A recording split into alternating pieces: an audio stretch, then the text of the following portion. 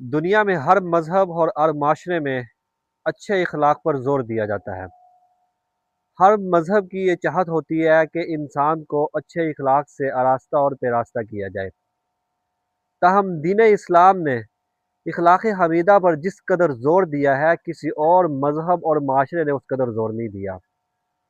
ہم اندازہ لگا سکتے ہیں کہ حضور صلی اللہ علیہ وسلم نے اچھے اخلاق کو اپنی نبوت کا مقصد اصلی قرار دیا۔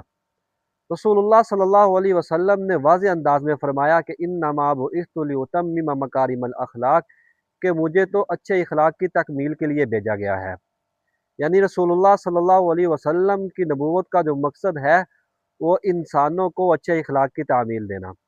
اچھے اخلاق کا اندازہ یہاں سے لگایا جا سکتا ہے کہ کسی انسان کے کامل مؤمن ہونے کا تعلق اس کی زیادہ نمازوں کے ساتھ مشروط نہیں ہے، یا اس کے زیادہ روزوں کے ساتھ معلق نہیں، یا زیادہ حج اور عمرے کے ساتھ وابستہ نہیں، بلکہ انسان کے کامل مؤمن ہونے کا تعلق اس کے اچھے اخلاق کے ساتھ وابستہ ہے۔